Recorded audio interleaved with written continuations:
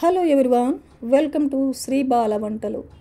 ఈరోజు మన tasty recipe తోటకూర పచ్చడి అండి.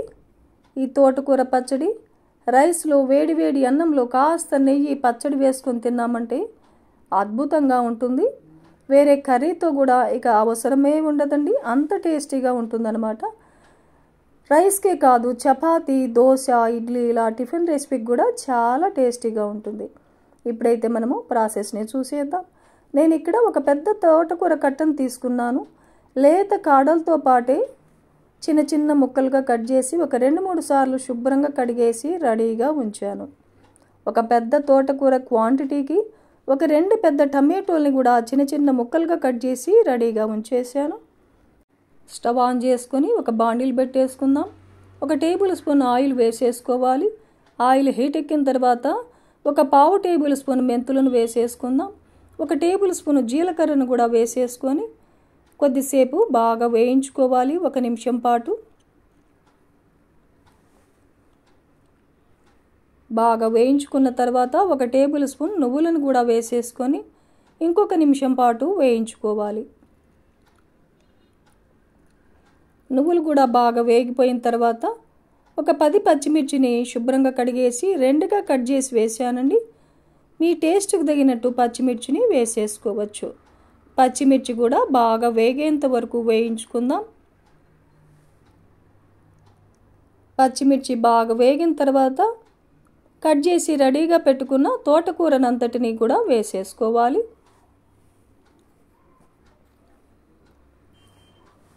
స్టవ్ని లో ఫ్లేమ్లో పెట్టేసుకొని ఈ తోటకూరనంతటిని ఉడికించుకుందాం.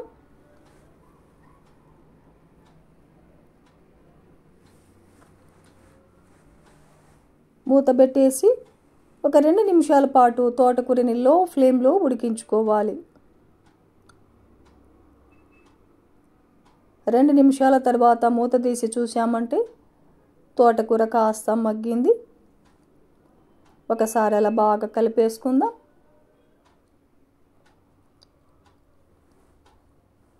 కట్ చేసి రెడీగా పెట్టుకున్న ఒక 2 పెద్ద టమాటోలను కూడా వేసేసుకోవాలి. ఈ టమాటోలో ఉన్న పులుపు సరిపోదండి, కొంచెం చింతపండును కూడా వేసుకున్నామంటే పచ్చడి టేస్ట్ చాలా బాగుంటుంది. ఒక చిన్న నిమ్మకాయ అంత చింతపండుని ఒకసారి శుభ్రంగా కడిగేసుకొని చింతపండును కూడా వేసేసుకొని ఒక 1/2 టేబుల్ స్పూన్ పసుపును కూడా వేసేసుకుందాం. ఒకసారి బాగా కలిపేసుకోవాలి.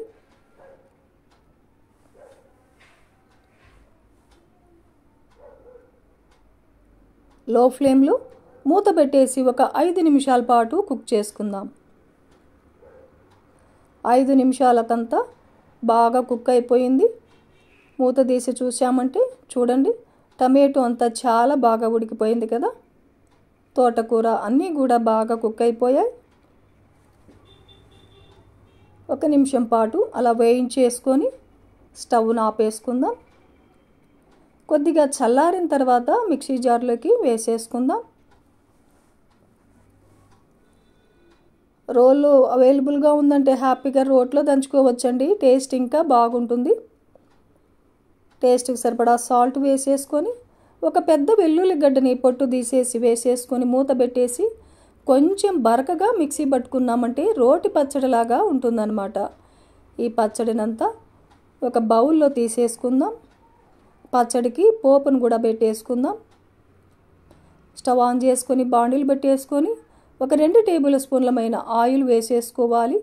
ఆయిల్ హీట్ ఎక్కిన తర్వాత ఒక 1/2 టేబుల్ స్పూన్ ఆవాలు, 1/2 టేబుల్ స్పూన్ జీలకర్ర, 1 టేబుల్ స్పూన్ శనగ బేడల్ని, 1 టేబుల్ స్పూన్ మినపగుళ్ళని, ఒక 2-3 ఎండుమిర్చిని తుంచేసి అలా వేసేసుకొని ఈ పోపు అంతా బాగా వేగిన తర్వాత కొద్దిగా ఫ్రెష్ కరివేపాకును కూడా వేసేసుకొని పోపును బాగా వేయించేసుకుందాం.